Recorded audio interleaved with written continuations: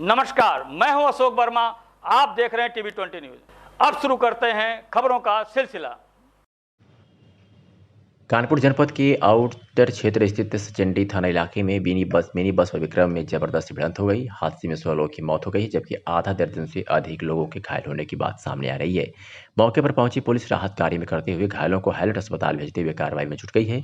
जानकारी के मुताबिक सचंडी के किसान नगर क्षेत्र में नहर के पास तेज रफ्तार सवारियों से भरी प्राइवेट मिनी बस व विक्रम में भीषण टक्कर हो गई। टक्कर इतनी जोरदार थी कि सवारियों में चीख पुकार मच गई और हाईवे पर जाम लग गया। दुर्घटना की सूचना मिलते ही सचंडी थाने की पुलिस मौके पर पहुंच गई और स्थानीय लोगों की मदद से क्षतिग्रस्त वाहनों से घायलों को बाहर निकालते हुए राहत कार्य शुरू किया। इस दौरान क्षतिग्रस्त वाहनों से किसी घायलों को निकालने में पुलिस और ग्रामीणों के पसीने छूट गए। अस्पताल में प्रचार डॉक्टर आरवी कमल के साथ सीएमओ नेपाल सिंह मौके पर पहुंच गए हैं। हादसे की जानकारी पर आला अधिकारियों ने संज्ञान लेते हुए घायलों का बेहतर इलाज के लिए जाने की बात कही है। वहीं पुलिस मृतकों की शिनाख्त में जुट गई है। उधर मुख्यमंत्री योगी आदित्यनाथ ने कानपुर में हुए भीषण दुर्घटना का संज्ञान लिया है। उन्होंने मृतकों के प्रति शोक संवेदना प्रकट की है। उन्होंने जिला व पुलिस प्रशासन को घटना में राहत कार्य करने के साथ ही घायलों का बेहतर इलाज किए जाने के आदेश दिए हैं। वहीं मृतकों के उचित मुआवजा दिए जाने की भी बात कही है। देखिए, जो प्रारंभिक सूचना है इस एक्सीडेंट के बारे में, ये लगभग 8 सवा 8 के बीच में हुआ है। ये जो सचंडी थाना क्षेत्र है कानपुर आउटर का, उस जगह पे हुआ है। और प्रिलिमिनरी जो हम लोग को इन्फॉर्मेशन मिला हुआ है, जो वहाँ के ग्रामीण थे और जो लोग इंजर्ड थे जिनको यहाँ पे एडमिट कराया गया है, तो ये बताया जा रहा था कि एक जो बस है, जो निजी बस था, वो कानपुर से उन्नाव बाराबंकी कानपुर के लोगों को लेते हुए राजकोट जो गुजरात में है वहाँ जा रहा था, ट्रैवल कर रहा था। और जो एक विक्रम है 3 व्हीलर, उसमें से कुछ मजदूर जो वहाँ के जो एक फैक्ट्री है यहाँ कानपुर आउटर में, बिस्किट की फैक्ट्री है, वहाँ पे नाइट शिफ्ट के लिए जा रहे थे। वो नज़दीक गांव के थे, तो इसमें जो विक्रम है उसमें बैठे हुए थे। तो ये एक्सीडेंट इस बीच में हुआ है, इन दोनों, एक बस और जो ये है। इसमें से अभी जो इन्फॉर्मेशन अपडेटेड हम लोगों ने लिया है मेडिकल कॉलेज से, इसमें 16 लोगों की डेथ हुई है और सभी पुरुष है। और इसमें ज़्यादातर जो मज़दूर थे जो फैक्ट्री में काम करते थे बिस्किट के, वो है। और इसमें 2 गांव मेनली बताया गया है, एक ईश्वरीगंज है और एक लालेपुर है। ये दोनों सचंडी के थाना क्षेत्र में ही पड़ते हैं। और 5 लोग हैं जो इंजर्ड है, जिनका इमीडिएटली यहाँ पे जो प्रशासनिक अधिकारी, पुलिस अधिकारी, उनके द्वारा अपने वाहनों से इमीडिएटली भेज दिया गया है यहाँ पे। और यहाँ पे इनका इलाज मेडिकल कॉलेज में चल रहा है। और मेडिकल कॉलेज में प्रिंसिपल मेडिकल कॉलेज भी है, और इसमें डीएम साहब, आईजी साहब और एसएसपी साहब और माननीय सांसद जी भी हम लोग इस पे है। और प्राइमरी ये है कि जो इंजर्ड है उनका बेहतर इलाज हो जाए चीज़ें। और इसके साथ साथ इसके जो कारण क्या है, कैसे ये घटना हुई है, और मौके पे एसडीएम को भी भेजा गया, वो भी पहुंच गए हैं। और उसके साथ साथ आरटीओ जो रीजनल ट्रांसपोर्ट ऑफिसर है, उनको भी बता दिया गया है कि वो जो वाहन है, दोनों वाहन, जो बस है और जो टेम्पो है, उनका पूरा डिटेल निकाल के आज ही रात में रिपोर्ट करने के लिए बताया गया है। वो कार्रवाई की जा रही है। बस के बारे में बताया, बस भी टक्कर मारने के बाद पलट गई थी, तो क्या बस में लोग सवार लोग थे, उनकी क्या स्थिति, क्या वो लोग? देखिए, अभी जो प्रिलिमिनरी इन्फॉर्मेशन हम लोगों को मिली थी हर सोर्स से, हम लोगों को बता दिए। जैसा और इन्फॉर्मेशन मिलेगा हम आपको अपडेट कर देंगे। अभी हम लोगों का प्राथमिक है कि इलाज बेहतर हो जाए और इसका जो है वो किस कारण है, कारण पता हमें चल जाए। धन्यवाद। ठीक। आप सांसद होने के नाते कुछ मुआवजे की बात हुई सरकार से, क्या क्या मुआवजा दिया जाएगा मृतक परिवार के लोगों को? देखिए, घटना दुखद है और मैं स्वयं घटना स्थल से ही आ रहा हूँ।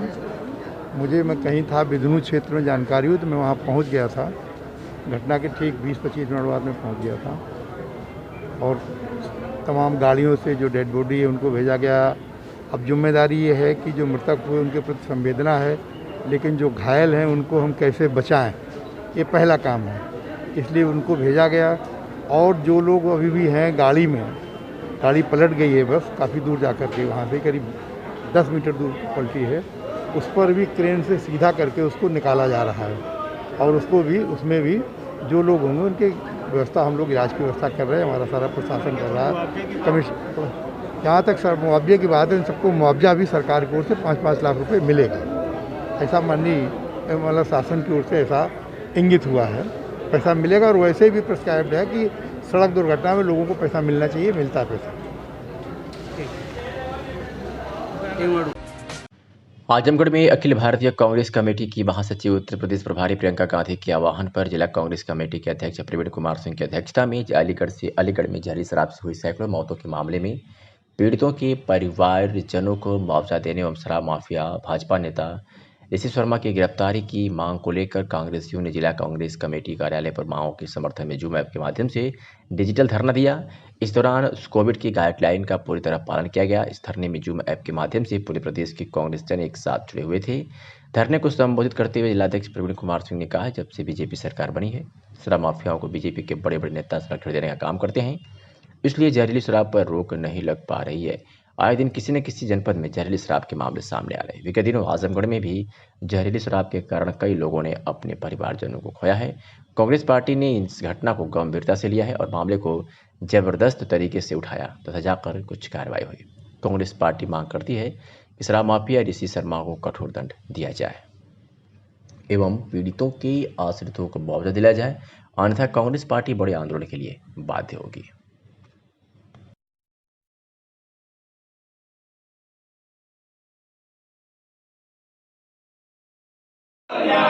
शराब माफियाओं को सरकार माफिया शराब माफियाओं को गिरफ्तार करो, गिरफ्तार करो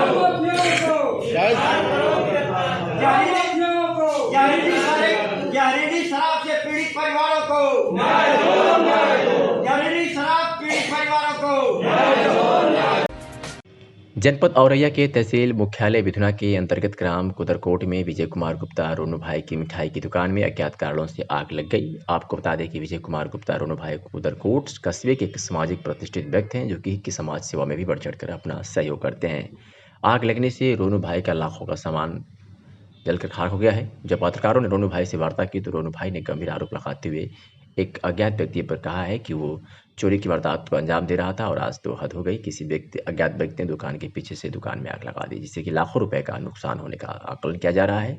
इसमें 2 फ्रीजर एवं कोल्ड ड्रिंक फर्नीचर आदि जलकर खाक हो गया है। रोनू भाई के अनुसार आज वो उस अज्ञात व्यक्ति की क्लास में बैठे थे, जो विगत 3 दिनों से चोरी की घटना को अंजाम दे रहा था, लेकिन आज चोरी न करके दुकान में आग लगाने का दुस्साहस किया है। हालांकि पुलिस चौकी में लिखी तहरीर नहीं दी थी, किंतु हमें क्या मालूम था कि आज हमारे साथ इतनी बड़ी वारदात हो जाएगी। इस घटना से कुदरकोट वासियों में भी रोष व्याप्त है। क्या नाम है आपका? हमारा नाम विजय कुमार गुप्ता है। ये आपकी दुकान में आग लगी है? जी। कैसे लगी सर? जबकि अभी जब दुकान बंद करके गए थे तब कोई दिक्कत नहीं थी। अभी जब खबर पीछे गई तो किसी ने पीछे से आग लगा दी। 3 दिन से हमारी चोरी हो रही बराबर। अच्छा, दुकान पर चोरी हो रही है? जी। ये कितनी देर पहले की बात है? ये लगभग आधा पौन घंटे की बात है। अच्छा, आपने दुकान कब बंद करी थी? हमने बंद करी थी 7:30 बजे। अच्छा जी, तो किसी पे शक है क्या आपको? सर किसी ऐसे कैसे बता दें, लेकिन 3 दिन से चोरी हो रही बराबर। हम यही तक में थे, लेकिन वो उससे पहले ही आज किसी ने काम कर दिया। मेरी शूट में आग लगा दी हमारी दुकान में। जी, कहाँ से लगी है? ये पीछे से आग लगी है। पीछे से लगा दी गई? जी सर। आज आजमगढ़ में पुलिस लाइन में दैनिक जागरण पत्रिका आजमगढ़ द्वारा आयोजित कार्यक्रम में पुलिस उप महानिरीक्षक आजमगढ़ परिक्षेत्र आजमगढ़ सुभाष चंद्र दुबे, पुलिस अधीक्षक आजमगढ़ सुधीर कुमार सिंह, अपर पुलिस अधीक्षक नगर पंकज पांडे व पुलिस अधीक्षक ग्रामीण विधवा व क्षेत्राधिकारी नगर निष्ठा उपाध्याय द्वारा कोरोना से मृत पुलिस अधिकारी कर्मचारीगण की आत्मा की शांति हेतु 2 मिनट का मौन रखा गया और कोरोना से संक्रमित अधिकारी कर्मचारियों को जल्द से जल्द स्वस्थ होने की कामना भी की गई।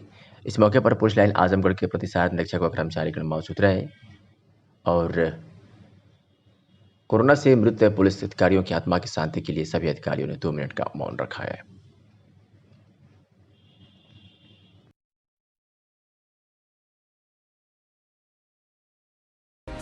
बिजनौर में 2 भाई बहन अपने ही परिवार के सदस्यों के खौफ के साए में जिंदगी जीने को मजबूर है, जो अपनी मां के हत्यारों को सजा दिलाने के लिए अधिकारियों के दफ्तर के चक्कर काट रहे, लेकिन 6 दिन बीतने के बाद भी पुलिस हत्यारों तक नहीं पहुंच पाई।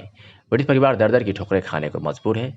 दरअसल ये पूरा मामला बिजनौर के धामापुर थाना क्षेत्र के गांव हटाई सेक का है, जहां पर 6 दिन पूर्व एक बेरहम पति ने अपनी भाई बहन के साथ मिलकर अपनी ही पत्नी को फांसी के फंदे पर लटका दिया था। ये पूरी घटना मृतक के पुत्र हतासम ने अपनी आंखों से देखी थी, जिसके बाद पीड़ित युवक ने घटना की तहरीर पुलिस को दी थी, लेकिन 6 दिन बीतने के बाद भी पुलिस आरोपियों को गिरफ्तार नहीं कर पाई। लगातार पीड़ित युवक कार्रवाई के लिए पुलिस के चक्कर काट रहा है। पीड़ित युवक ने पुलिस पर लापरवाही का आरोप लगाते हुए उच्च अधिकारियों से मामले की कार्रवाई की मांग की है। क्या नाम है आपका? मोहम्मद अबूशाम। कौन से गांव के रहने वाले हैं? ग्राम हटाई से। क्या हुआ? मेरे को फांसी लगा के किसने? मेरे पापा ने, चाचा ने, चाची ने और फूफो ने। ये आपने देखा है? मैंने देखा जंगले में से। जंगले में से। तो उस वक्त में आपने क्या किया फिर? मैंने रोल मचाई। तो मेरी पास में मेरी बहन थी, एक छोटी और एक बड़ी। अच्छा, तो उस बात को लेकर के आपने तुम्हारी मम्मी को फांसी दी है, उस बात को लेकर आप किसी अधिकारी के पास गए हो? गए, थाने भी गए, एसपी ऑफिस भी गए, कुछ वो नहीं हो रहा। क्या कहा उन्होंने? कि वो पोस्टमार्टम की रिपोर्ट के आधार पर वो करेंगे, और वो जो तहरीर दी है कि उसे चेंज करवा रहा है हमसे। अच्छा, क्या कह रहे हैं वो? कि यूँ लिख दो कि खुद ने करा है, खुद मरी है, खुद ने फांसी खाई। कहाँ की रहने वाली हो? क्या घटना आपके साथ हुई? हमारे साथ ये घटना हुई। हमारी मम्मी को गला घोट के मार दिया। चाचा ने, चाची ने, बुआ ने, पापा ने।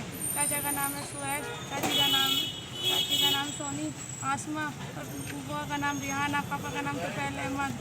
और फिर जब देखो तो फिर लटका रहे थे। फिर इतने में हम शोर मचा रहे, तो फिर वे कमरा गेट खोल के भाग गए।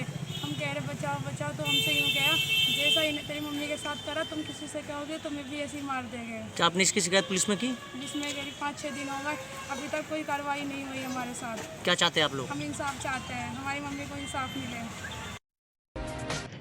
मंडलायुक्त विजय विश्वास पंत सहित अन्य अधिकारियों, कर्मचारियों तथा अधिवक्ताओं ने कोरोना वायरस की महामारी के दौरान मृत्यु को प्राप्त हुए कोरोना वॉरियर्स सहित अन्य लोगों के प्रति शोक संवेदना व्यक्त करते हुए 2 मिनट का मौन रखकर उन्हें भावभीनी श्रद्धांजलि दी। मंडलायुक्त कार्यालय के सभागार में बुधवार को आयोजित उक्त कार्यक्रम को संबोधित करते हुए मंडलायुक्त श्री पंत ने कहा कि यद्यपि कि इस महामारी के प्रकोप में अपेक्षित कमी होने के कारण लॉकडाउन में आवश्यकता अनुसार छोड़ दी गई है, परंतु संक्रमण का खतरा अभी समाप्त नहीं हुआ है।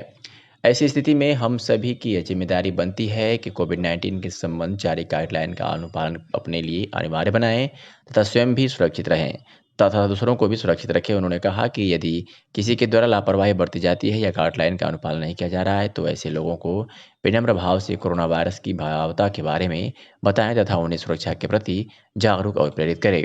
उन्होंने भी कहा कि यदि आपके स्तर से लापरवाही होती है, मिलने पर किसी के द्वारा सावधानी बरतने के लिए कहा जाता है तो वह निश्चित रूप से आपके परिवार का हितैषी है, उसके प्रति नकारात्मक सोच नहीं रखनी चाहिए बल्कि सहज भाव से उनके सुझावों को स्वीकार करना चाहिए। आजमगढ़ की फूलपुर कोतवाली क्षेत्र के दुर्वासा मौना गांव में पीआरडी जवान ने जमीनी विवाद के चलते अपने पड़ोसी के साथ मारपीट जहां किया वहीं तमंचा भी सटा दिया। यही नहीं, उसकी पत्नी को भी धक्का दे दिया और हवा में तमंचा लहराते हुए दहशत का भी माहौल बनाने का कार्य पीआरडी जवान द्वारा अपने पड़ोसी के साथ मारपीट और तमंचा सटाने का वीडियो सोशल मीडिया पर वायरल हो गया है, जिसको संज्ञान में लेते हुए पुलिस अधीक्षक सुधीर कुमार सिंह ने पीआरडी जवान के ऊपर कार्रवाई करने की बात कही है। जानकारी के अनुसार फूलपुर कोतवाली में तैनात दुर्वासा मौना गांव का निवासी किशन कुमार राय अपने पड़ोसी गुलाब गुप्ता पुत्र राम सुमेर को जान से मारने की नियत से जहां तमंचा सटा दिया वही पत्नी द्वारा छुड़ाने पर भी उसे भी धक्का दे दिया, जिसका वीडियो सोशल मीडिया पर वायरल हो रहा है। तो मौना कराने वाले हैं जी। आपका क्या नाम है? गुलाब चंद गुप्ता। आपका एक वीडियो वायरल हुआ जिसमें एक पीआरडी के जवान फूलपुर कोतवाली में तैनात है, वो आपको कट्टा लगा धमकी दे रहा है, क्या मामला है?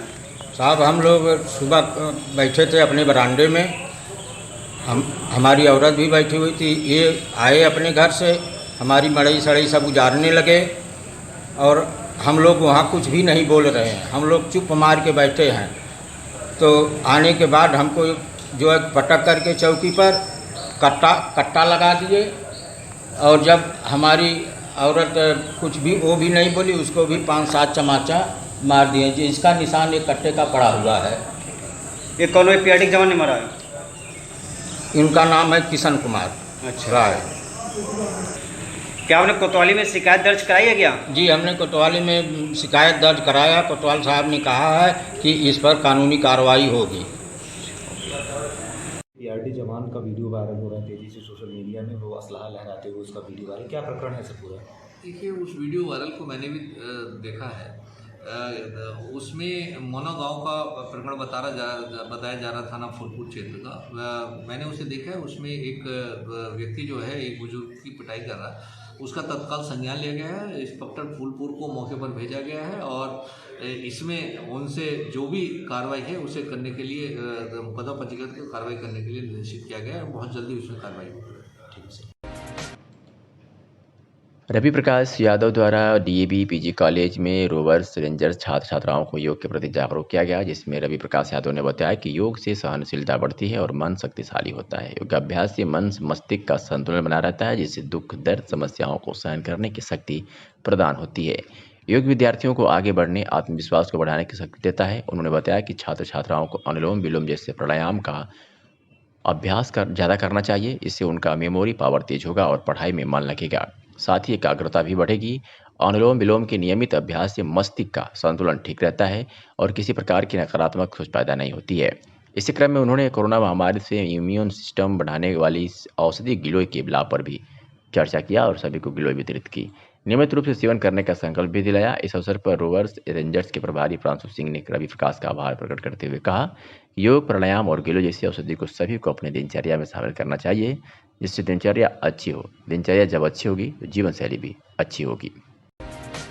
जौनपुर पुलिस द्वारा गैंगस्टर के अपराधियों की संपत्ति की जब्तीकरण कुर्की के विरुद्ध चलाए जा रहे अभियान के अंतर्गत जनपद के थाना सराय ख्वाजा द्वारा प्रभावी कार्रवाई करते हुए गैंगस्टर एक्ट से संबंधित अभियुक्त अजय चौहान पुत्र गुदर चौहान निवासी सुल्तानपुर थाना सराय ख्वाजा की अपराध से अर्जित संपत्ति कुर्की गई है। इस मामले में क्या कुछ कहा चित्राधिकारी सदर ने, आपको सुनवाते हैं।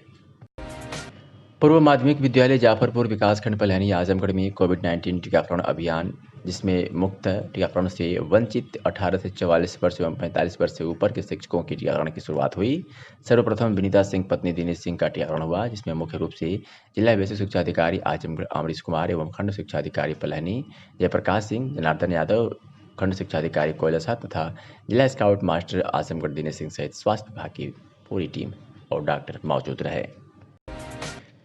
मुख्यमंत्री उत्तर प्रदेश शासन योगी आदित्यनाथ द्वारा कोविड-19 की महामारी के दौरान लॉकडाउन से प्रभावित श्रमिक मजदूरों के भरण पोषण हेतु उत्तर प्रदेश भवन एवं अन्य निर्माण कर्मकार कल्याण बोर्ड के अंतर्गत पंजीकृत निर्माण श्रमिकों को आपदा राहत सहायता योजना के अंतर्गत पंजीकृत निर्माण श्रमिकों के खाते में 1000 रुपये प्रति श्रमिक भुगतान किए जाने और उत्तर प्रदेश के असंगठित कर्मकारों के ऑनलाइन पंजीकरण हेतु उत्तर प्रदेश राज्य सामाजिक सुरक्षा बोर्ड के पोर्टल का शुभारंभ किया गया तथा मुख्यमंत्री द्वारा प्रदेश के 5 जनपदों हमीरपुर, कानपुर, झांसी, मेरठ एवं गोरखपुर में निर्माण स्थलों पर कार्यरत श्रमिकों से सीधा संवाद भी किया गया। जनपद आजमगढ़ के एनआईसी में महेश्वरी कांत पांडे, जिला उपाध्यक्ष भारतीय जनता पार्टी, जिलाधिकारी राजेश कुमार एवं उप श्रमायुक्त आजमगढ़ रोशन लाल की उपस्थिति में 5 पंजीकृत निर्माण श्रमिकों को आपदा राहत योजना के अंतर्गत 1000 रुपये का भुगतान संबंधी प्रमाण पत्र प्रदान किया गया तथा आजमगढ़ के निर्माणाधीन कार्यस्थल पूर्वांचल एक्सप्रेस वे तरौड़िया पर स्क्रीन प्रोजेक्टर लगाकर मुख्यमंत्री के कार्यक्रम का सीधा प्रसारण सुनिश्चित कराया गया। इसके अतिरिक्त उक्त निर्माण स्थल पर कैंप लगाकर श्रमिकों का ऑनलाइन पंजीकरण भी कराया गया। बता दें कि कोरोना काल के दौरान ऑक्सीजन की व्यवस्था न होने के कारण जहां त्राही मची हुई थी, वही अस्पताल में ऑक्सीजन प्लांट लगवाने का कार्य बहुत जोरों से चल रहा है। जो क्लीन मैक्स एनर्जी के नेसा फाउंडेशन द्वारा 1,25 लाख रुपए की लागत से ऑक्सीजन प्लांट का सौसिया अस्पताल को डोनेट किया गया है। इसकी क्षमता 500 लीटर प्रति मिनट की है। इसको लगाने का कार्य नेसा फाउंडेशन के इंजीनियर व कर्मचारी द्वारा तेजी से किया जा रहा है। क्लीन मैक्स के मैनेजर आशुतोष कुमार ने बताया कि हम लोगों के द्वारा प्लांट लगाने का कार्य तेजी से प्रगति पर है।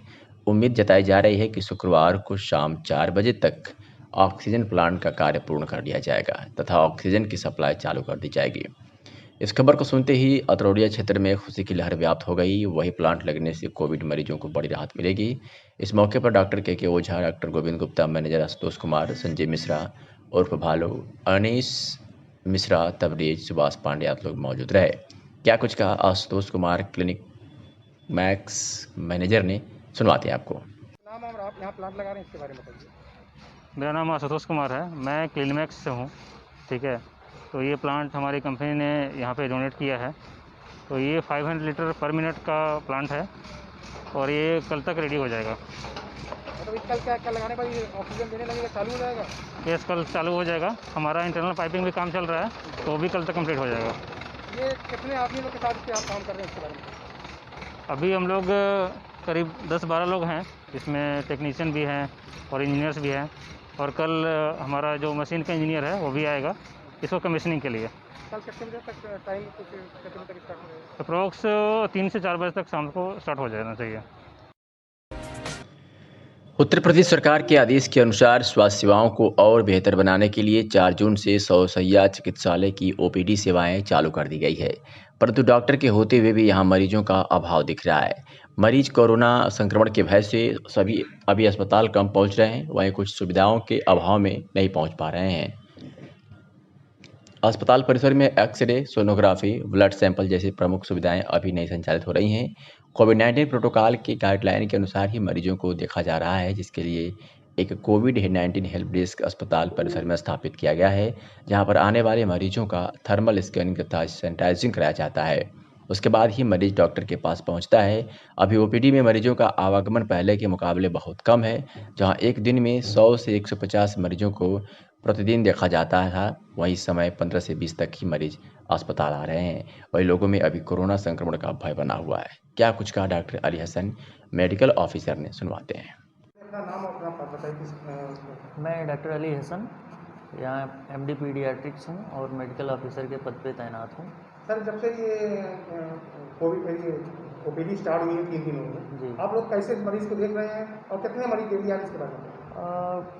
हमारे यहाँ ओपीडी में आप देख लीजिए, यहाँ पे अभी मरीज़ों का आवागमन कम है पहले के मुकाबले। जहाँ पहले हम एक दिन में 100-150 मरीज़ देखा करते थे एक ओपीडी में, अभी इस समय कभी 15 आ जा रहे हैं, कभी 20 आ जा रहे हैं, कभी 7-8 ही आते हैं।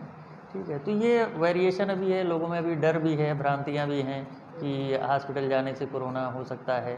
हालांकि हम लोग उसका पूरा पालन कर रहे हैं। बाहर काउंटर बना हुआ है, वहाँ से पहले मरीज़ पर्चा कटवा के आता है, उसकी थर्मल स्कैनिंग होती है, सोशल डिस्टेंसिंग और मास्क के बारे में बताया जाता है, सैनिटाइजेशन होता है, उसके बाद एक एक करके मरीज़ आता है। मरीज को सर दवाई देने के बाद भी कोई कोविड का कोई दिशा निर्देश बताया जा रहा है? हाँ बिल्कुल, देखिए कोविड से बचाव के तो वही 3 सूत्र हैं कि मास्क पहनना है, सोशल डिस्टेंसिंग रखना है और हाथ धोना है।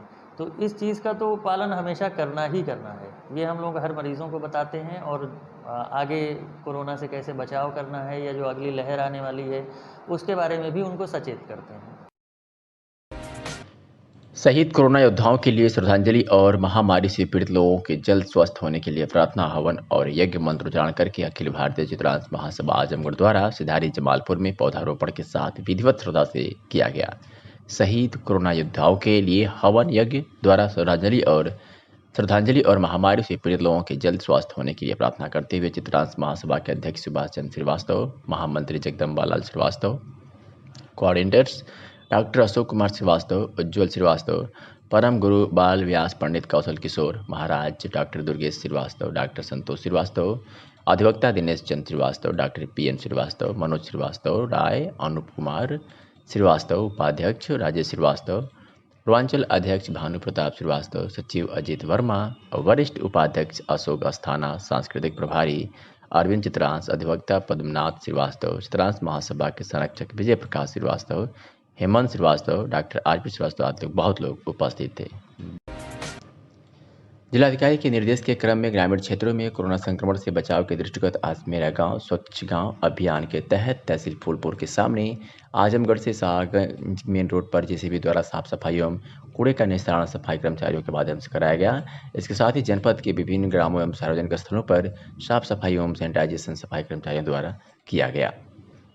आज दिनांक 8/2/2021 को मुकदमा अपराध संख्या 264/20 धारा 31 यूपी गैंगस्टर एक्ट थाना सराय ख्वाजा जनपद जौनपुर से संबंधित अभियुक्त Ajay Chauhan son of Gudar Chauhan RO Sultanpur थाना सराय ख्वाजा जनपद जौनपुर की श्रीमान जिलाधिकारी महोदय जौनपुर के आदेश से 14(1) के तहत 13 लाख की अपराध से अर्जित संपत्ति को कुर्क किया गया, जिसमें तहसीलदार सदर, एसएचओ सराय ख्वाजा, एसओ सिकरारा मौके पर मौजूद रहे। आजमगढ़ जनपद में पुलिस अधीक्षक के निर्देश अनुसार चलाए जा रहे जनपद में अपराध व अपराधियों पर नियंत्रण हेतु अभियान के तहत आज विभिन्न थानों की पुलिस ने बड़ी कार्रवाई करते हुए कई आरोपियों को गिरफ्तार कर सलाखों के पीछे भेज दिया है। आपको बता दें कि एसपी सुधीर कुमार सिंह के निर्देश पर निम्न थानों की पुलिस ने आज कार्रवाई की है, जिसमें थाना मुबारकपुर पुलिस ने छड़कानी के एक वांछित अभियुक्त को गिरफ्तार किया है, तो वही जहानागंज पुलिस ने भी लड़की को बेला फुसला कर भगा ले जाने वाले 2 वांछित अभियुक्तों को गिरफ्तार किया है। बात करें अगर फूलपुर पुलिस की, तो थाना फूलपुर की पुलिस ने भी जानलेवा हमला में एक वांछित अभियुक्त को गिरफ्तार किया है, तो वही थाना तरवा की पुलिस ने भी 2 वांछित अभियुक्तों को गिरफ्तार करने में बड़ी सफलता हासिल की है। तो ये अतरौलिया पुलिस ने भी एक वांछित अभियुक्त को गिरफ्तार कर एक अपने नाम बड़ी कामयाबी हासिल की है।